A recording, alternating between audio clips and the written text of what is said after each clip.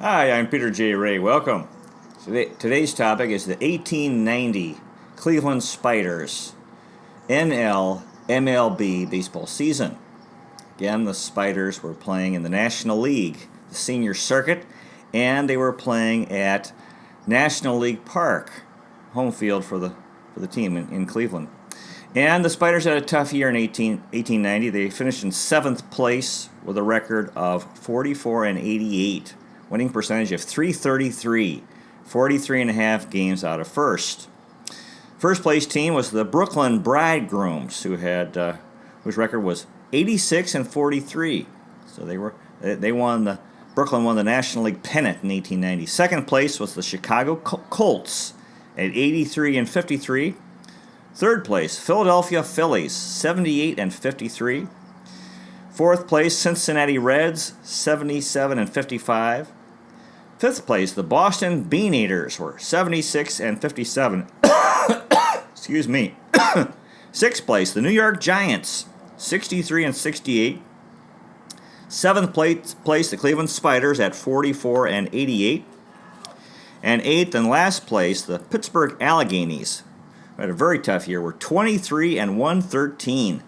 Finished 66 games out of first, a winning percentage of .169. Now, 1890 was a strange year. There were two Major League Baseball teams in Cleveland. There was a new league which was formed called the Players League, and there was a team in the Players League in Cleveland called the Cleveland Infants. So two Major League Baseball teams in Cleveland in 1890. During the season, a thunderstorm struck the Spiders' field and did considerable damage. After the season, the owner, Frank Robeson, built League Park for the 1891 season. Now, the Players League, the Major League Baseball players hoped to take control of baseball away from owners. And the Spiders lost a lot of players. Patsy Tebow, Larry Twitchell, and Jim McCallier jumped to the new league. So this was a tough year because it was hard for Cleveland to support two teams. They were having a tough time supporting one team, competing with these big cities like Boston, New York City, Philadelphia, and Chicago. Cleveland wasn't that big. And then the Players League folded after 1 year. But in 1890, there were three leagues: the National League, the American Association, and the Players League. I mentioned that lightning strike at American League Park. The stands were hit and burned to the ground.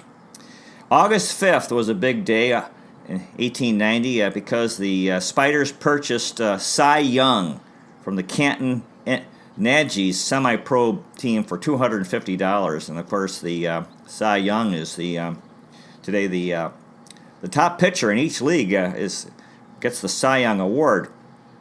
Cap Anson, who was a big star during that era, had scouted Cy Young and said, quote, "No good, just another big farmer."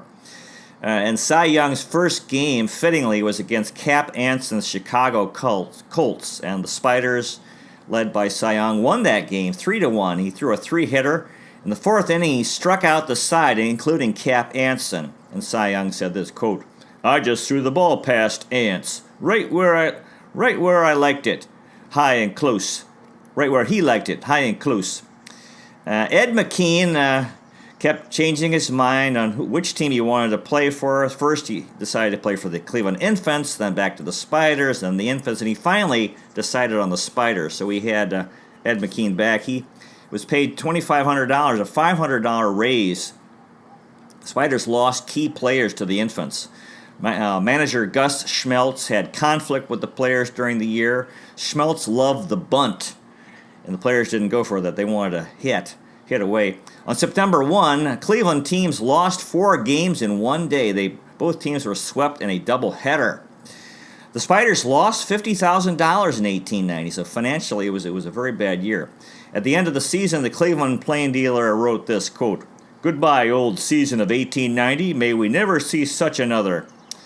The Spiders and the Infants both had poor one-loss records. In 1889, the attendance for the Spiders was 144,425, and it severe drop in 1890 to 47,478.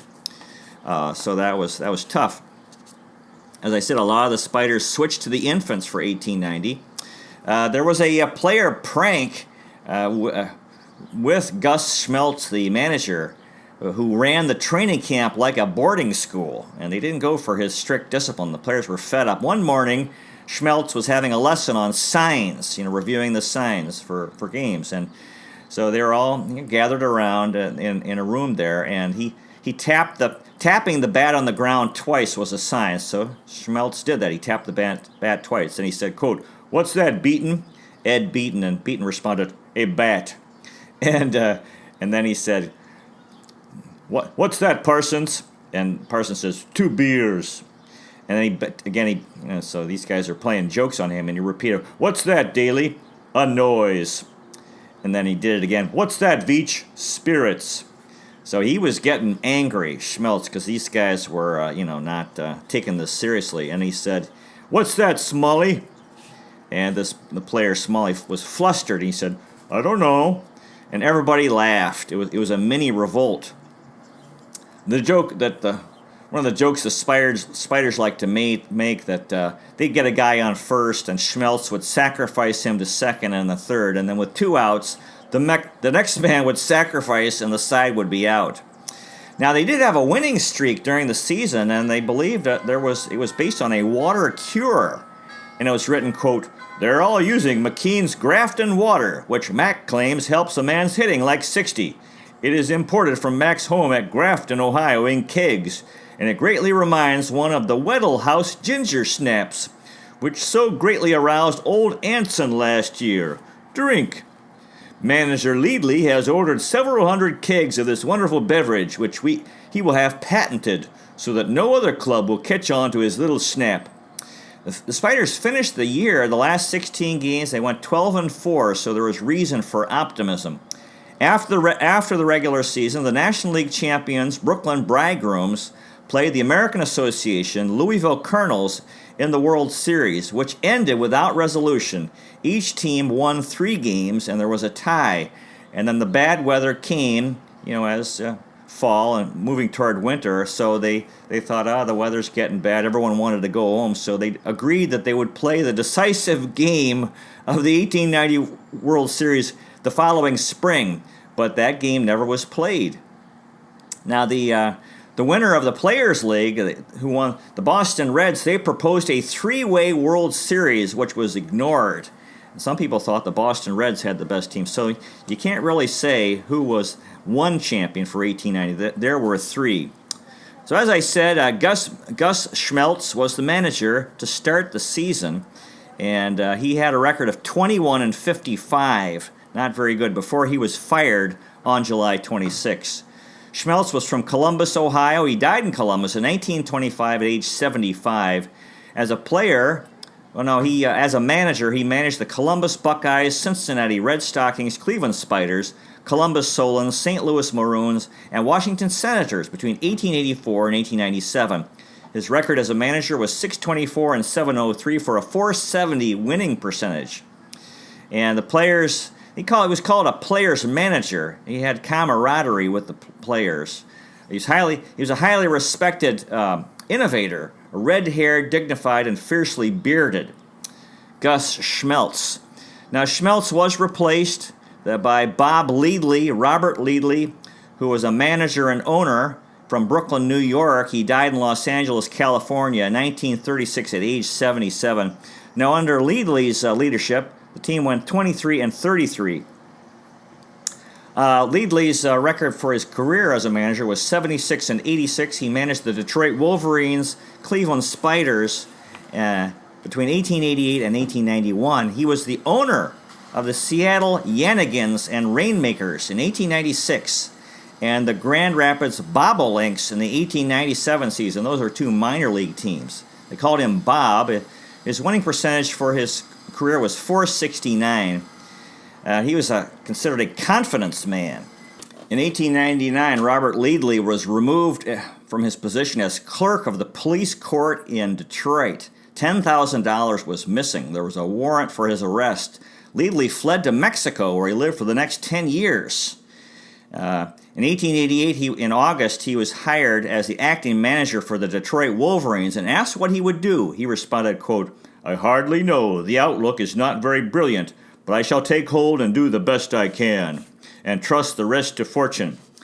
So Leadley actually returned to the U.S. and apparently was not arrested and lived in Los Angeles for the rest of his life. Robert Leadley.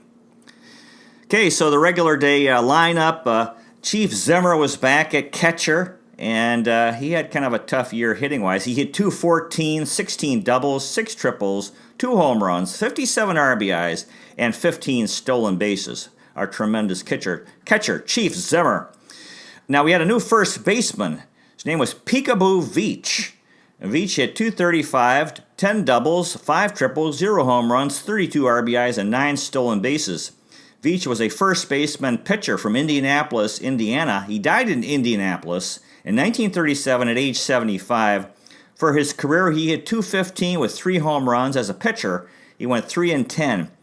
Veach played for the Kansas City Cowboys, Louisville Cardinals, Cleveland Spiders, Pittsburgh Alleghenies between 1884 and 1890. And he was a veteran of the Spanish-American War, when the U.S. went to Spain and acquired the Philippines, Cuba, Puerto Rico, and Guam. Peekaboo Veach, our first baseman. We had a new second baseman, Joe Ardner. Hit .223, 13 doubles, a triple, 35 RBIs, and 9 stolen bases. Ardner played for the Cleveland Blues in 1884, so this was a former player who returned. Joe Ardner. Ed McKean was our star shortstop. He was back. McKean hit .296, 15 doubles, 14 triples, 7 home runs, 61 RBIs, and 23 stolen bases. Now, the thing is, the manager, Gus Schmeltz, had never actually played baseball. Kind of strange. He was a former gymnast, and he believed in bunting. And Ed McKean was a slugger, but in this year, he led the National League with 70 bunt hits. So he tried to get along with this manager and his affinity for bunting, even though he was a slugger.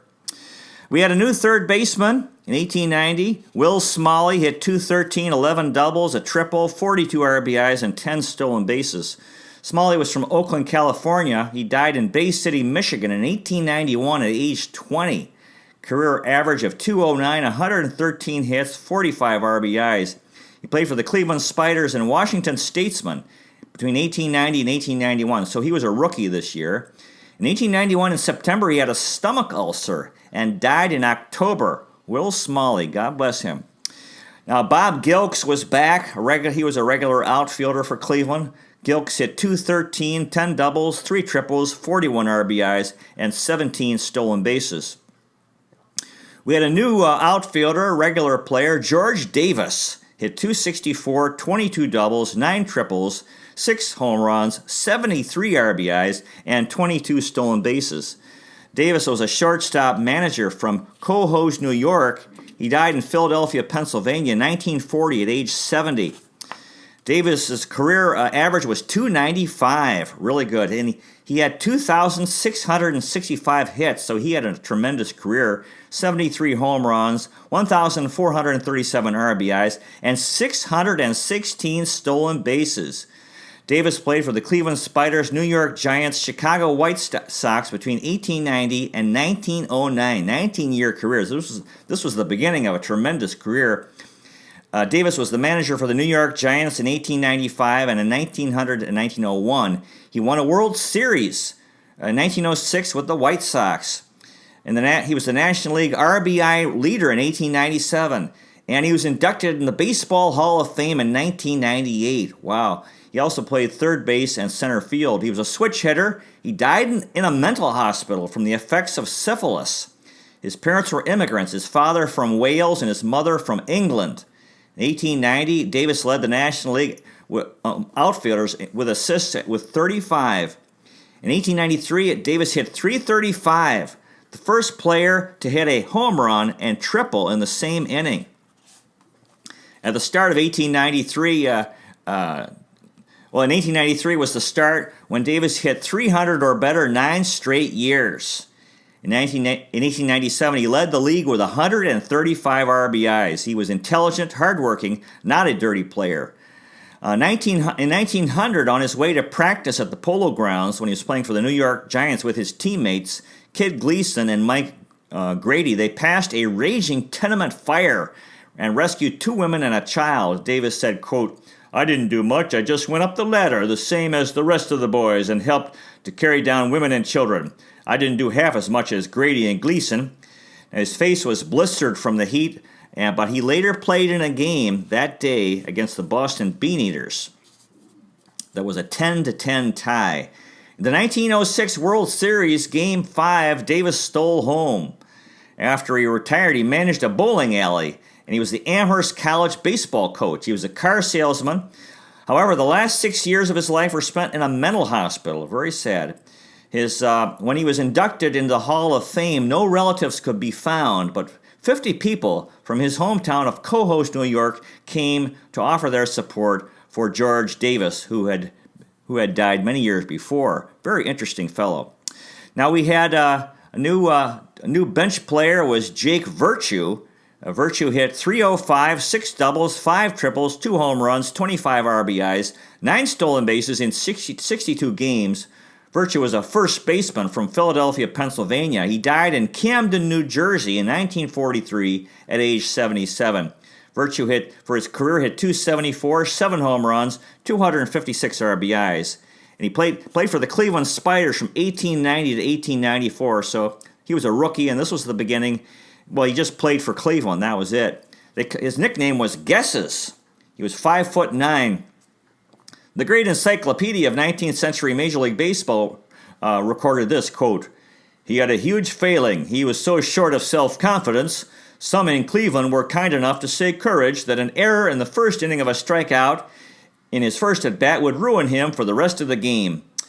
In 1895, he had a stroke, which led to his retirement. That's why he has such a short career. He's buried in the Mount Vernon Cemetery in Philadelphia, Pennsylvania. And he sported an impressive gay 90s style handlebar mustache. Jake Virtue. Another new bench player was Tom Dowse, who hit .208, 2 doubles, a triple, 9 RBIs, 3 stolen bases in 40 games. Dowse was a spare catcher from Mohill, Ireland. He died in Riverside, California in 1946 at age 80. Career average of .197, 0 home runs, 46 RBIs. Dowse played for the Cleveland Spiders, Columbus Solons, Louisville Cardinals, Cincinnati Reds, Philadelphia Phillies, and Washington Senators between 1890 and 1892. So a brief career with many teams. He was a catcher outfielder. He tied the record by playing for 4 teams in 1 year. And during the 1890 season, he was an emergency umpire for 3 games when the umpire didn't show up. Tom Dowse. Buck West was a new player, hit .245, 6 doubles, a triple, 2 home runs, 29 RBIs, 44 stolen bases in 37 games. West was an outfielder from Spring Mill, Ohio, died in Mansfield, Ohio in 1929 at age 68. For his career, he batted 282 times with an average of .245, 40 RBIs. West played for the Cincinnati Red Stockings and Cleveland Spiders in 1884 and 1890. He's the first MLB player to hit a home run in his last at-bat in the major leagues. After he retired, he operated a retail liquor business and a restaurant enterprise. Buck West. Bill Delaney was another new guy. Delaney hit .190, 1 double, a triple, a home run, 7 RBIs, 5 stolen bases in 36 games. Delaney was a second baseman from Cincinnati, Ohio. He died in Canton, Ohio in 1942 at age 78. And he just played for the Cleveland Blues in 1890, so this was the extent of his MLB career. Bill Delaney. Rasty Wright was a new guy, hit .111, 5 hits, a double, 2 RBIs, 3 stolen bases in 13 games. Wright was an outfielder from Birmingham, Michigan. He died in Duluth, Minnesota in 1922 at age 59. For his career, Wright hit .282, 0 home runs, 29 RBIs. He played for the Syracuse Stars and Cleveland Spiders in 1890, so just the 1 year. He had 16 years in the minor leagues from 1884 to 1899, and he's probably the first player to have 2,000 hits in the minor leagues. Rasty Wright. Pat Lyons was a new player. Lyons batted .053, 2 hits, 1 RBI, 1 double in 11 games. Lyons was a second baseman from Belleville, Ontario, Canada. He died in Springfield, Ohio in 1914 at age 53. He played for the Cleveland Spiders in 1890, so He just had the 1 year in the majors, and he was played in the minor leagues until 1895. Pat Lyons.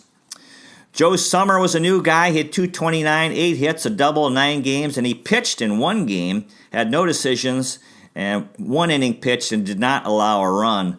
Summer was an outfielder from Covington, Kentucky. He died in Cincinnati, Ohio in 1938 at age 79. Career average of 248, 11 home runs, 342 RBIs.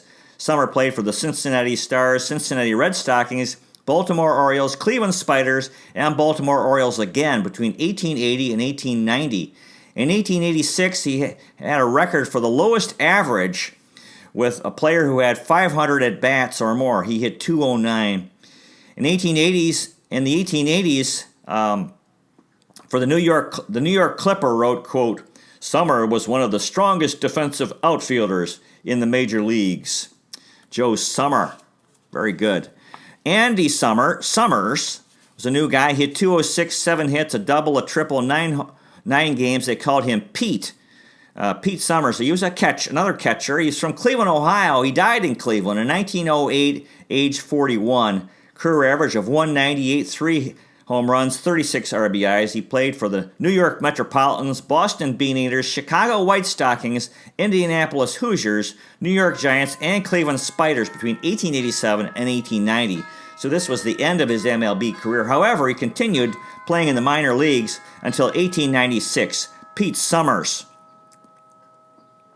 Len Stockwell was a new guy. Stockwell hit 286, 2 hits, a double, 2 games, and he was a guy who had played for the 1879 Cleveland Blues. So he was back for some more baseball in Cleveland. Len Stockwell. Now the pitching staff was led by Ed Beaton, and Beaton as a hitter hit 141, 4 doubles, 3 triples, a home run, 21 RBIs, and 2 stolen bases. His record as a pitcher was 22-30, with an ERA of 3.83, 54 starts, 53 complete games, and a shutout. So Beaton was a former player who returned. Now the second pitcher in the rotation was Jack Wadsworth. Wadsworth, as a hitter, hit 176, 12 hits, 2 doubles, 7 RBIs, and a stolen base. As a pitcher, Wadsworth's record was 2-16. ERA of 5.20, 19 starts, and 19 complete games. Wadsworth was from Wellington, Ohio. He died in Elyria, Ohio in 1941 at age 78. Career record of 6-38, 367 innings pitched, and ERA of 6.85. Wadsworth played for the Cleveland Spiders, Baltimore Orioles, and Louisville Colonels between 1890 and 1895. Jack Wadsworth. Now Cy Young was the third pitcher. He was a new guy. Young hit 123, 8 hits, 2 doubles, 4 RBIs, and a stolen base. His record as a pitcher in 1890 was 9-7, with an ERA of 3.47, 16 starts, and 16 complete games. His real name was Denton True Young. He got the nickname Cy, or short for Cyclone. He was from Gilmore, Ohio. He died in Newcomerstown, Ohio in 1955 at age 88. Career record of he won 511 games, lost 316. So that's a record that will never be broken, 511 wins, because guys are having enough trouble getting to 300, and let alone 400 or 500. His ERA for his career was 2.63. Really good. He had 2,803 strikeouts. Cy Young pitched for the Cleveland Spiders, St. Louis Perfectos, St. Louis Cardinals, Boston Americans, and Boston Red Sox, Cleveland Naps, and Boston Rustlers between 1890 and 1911. He was the manager for the Boston Red Sox in 1907. He won a World Series with Boston in 1903. 5 times he led the league in wins, 2 times ERA leader. In 1904, he threw a perfect game. He had 3 no-hitters. In 1937, he was inducted into the Baseball Hall of Fame, and he's in the Red Sox and Cleveland Indians Hall of Fame as well. His records are 511 wins, 7,356 inning pitched, 815 starts, 749 complete games, 25 1/3 consecutive hitless innings pitched. Those are all records. After his death, the Cy Young Award for the best pitcher in the American League and National League became a tradition. He had 8 years with the Spiders. Cy Young stopped his education after the 6th grade to help out on the farm. His nickname Cy is short for Cyclone. It was reported that Young destroyed fences with a fastball when he was practicing. It looked like a cyclone had hit there. Chief Zimmer, the Cleveland catcher, would put a beefsteak in his glove to protect his hand from Cy Young's fastball. In 1890, Gus Anson said to Gus Schmeltz, quote, "He's too green to do your club much good, but I believe if I taught him what I know, I might make a pitcher out of him in a couple of years. He's not worth it now, but I'm willing to give you $1,000 for him." That was after Cy Young had defeated the Chicago Colts and Cap Anson. Schmeltz replied, quote, "Cap, you can keep your 1,000 and we'll keep the rube." So they didn't go for that proposal. In the 1895 Temple Cup, which was like a World Series or a championship series, which Cleveland won, Cy Young had 3 victories, so played a very important role. In 1902, he was the baseball coach at Harvard. And remember, he had been a 6th grade graduate, and he was instructing Harvard students to the delight of the Boston newspapers. In 1904, Young threw a one-hitter against Boston, and Rube Waddell taunted him. 3 days later, Young threw a perfect game against the Athletics, and Waddell was the last out. And Cy Young said, quote, "How do you like that, you hayseed?" Cy Young's wife, Rabba, died in 1933, and then he moved in with friends, John and Ruth Benedum, and did odd jobs for them. Cy Young said, quote, "I never warmed up 10 or 15 minutes before a game like most pitchers do. I'd loosen up 3-4 minutes, 5 at the outside. And I never went to the bullpen. Oh, I'd relieve all right, plenty of times, but I went right from the bench to the box, and I'd take a few warm-up pitches and be ready. Then I had good control. I aimed to make the batter hit the ball, and I threw as few pitches as possible. That's why I was able to work every other day." Ogden Nash for Sport Magazine wrote this in 1949. Quote, "Y is for Young, the magnificent Cy. People have batted against him, but I never knew why." Cy Young said this about his first Major League game that he pitched, quote, "The thing that stands out most vividly was the fact that I crossed Chief Zimmer in a pinch, handing him a curveball when he had called for a fast one. Zimmer got the ball squarely on his bare hand. Then he started for the box." He's talking here about back then they didn't have a pitcher's mound. There was a box the pitchers had to stay in. "I expected to get a good call down. In fact, I wouldn't have been surprised if Zimmer had started by swinging his right. Here I was, a green kid, pulling off a bonehead that might have laid up one of the league's star catchers.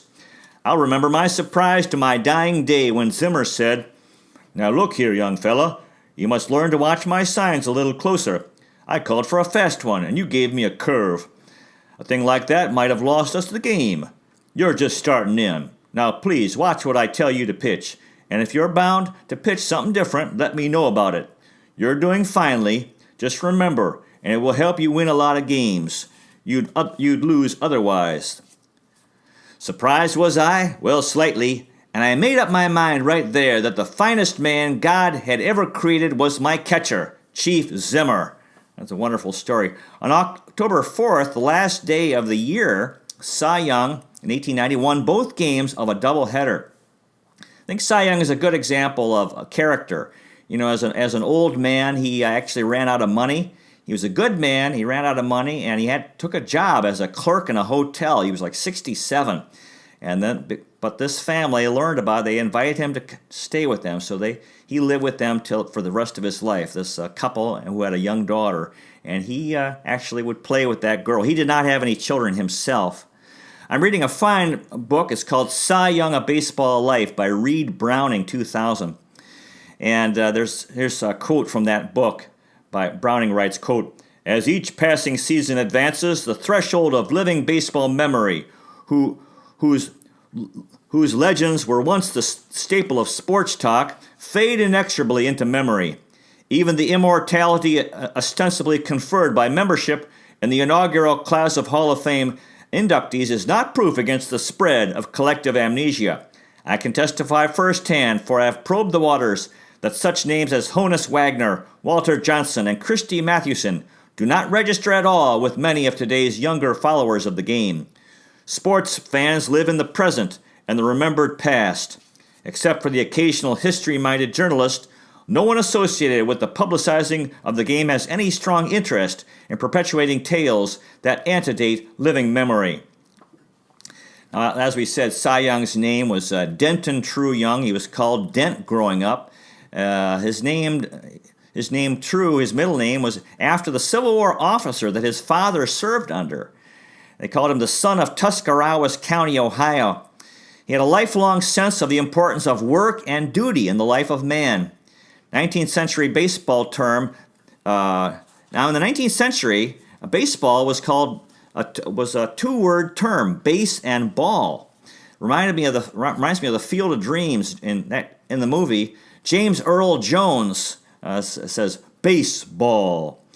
Now, Cy Young said this, quote, "All of us Youngs could throw. I used to kill squirrels with a stone when I was a kid, and my granddad once killed a turkey buzzard on the fly with a rock."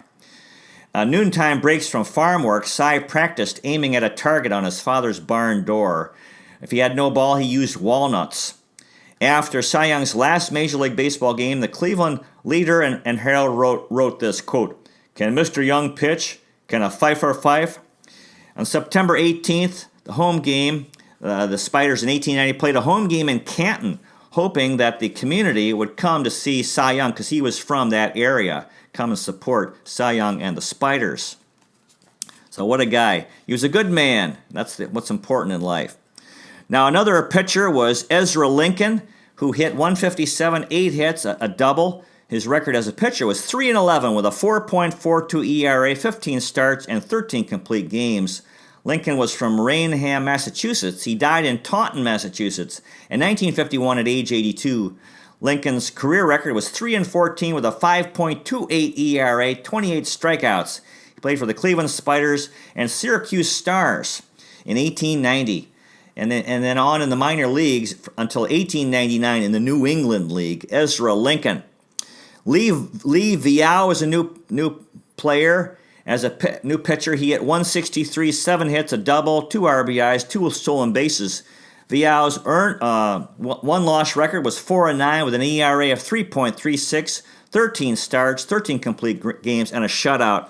Viau was from Corinth, Vermont. He died in Hopewell, New Jersey in 1947 at age 81. Career record of 83 and 77, an ERA of 3.33, 554 strikeouts. Viau played for the Cincinnati Red Stockings, Cleveland Spiders, Louisville Colonels, and Boston Beaneaters between 1890 and 1892. Lee Viau. Another new pitcher was Bill Garfield, who hit 154, 4 hits, 2 RBIs in 9 games. As a pitcher, his one-loss record was 1-7 with an ERA of 4.89, 8 starts and 7 complete games. Garfield was from Sheffield, Ohio. He died in Danville, Illinois in 1941 at age 74. Career record of 1-9 with a 5.73 ERA, 20 strikeouts. He pitched for the Pittsburgh Alleghenies and Cleveland Spiders between 1889 and 1890. Edgar Smith was a new pitcher, hit 292.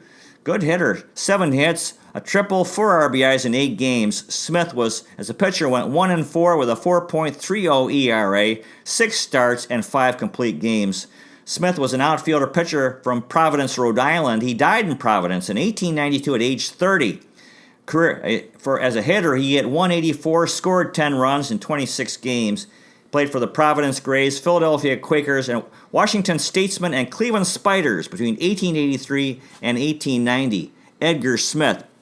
Charlie Parsons was another pitcher. As a hitter, he batted .750, 3 hits and 4 at-bats, 2 RBIs in 2 games. As a pitcher, Parsons went 0-1 with an ERA of 6.00, 2 games, and he had 1 start. Parsons was from Cherry Flats, Pennsylvania. He died in Mansfield, Pennsylvania in 1936 at age 72.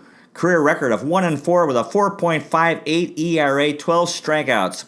Parsons pitched for the Boston Beaneaters, New York Metropolitans, and Cleveland Spiders between 1886 and 1890.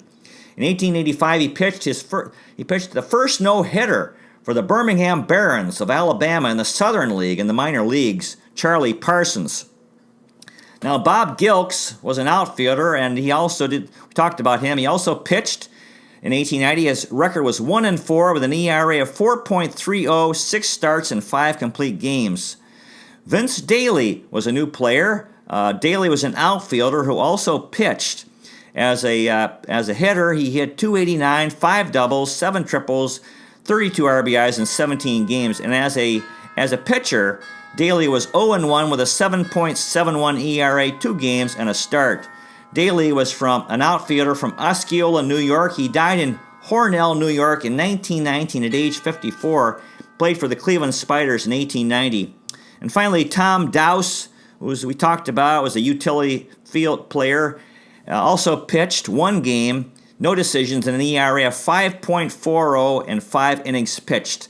So that's the story of the 1890 Cleveland Spiders. They had a tough year, but 2 years later, they'd make it to the championship series. 5 years later, they would win a championship, Cleveland's first pro baseball championship. God bless everyone associated with the Cleveland Spiders in 1890, the players and otherwise, and the fans, especially the Civil War veterans.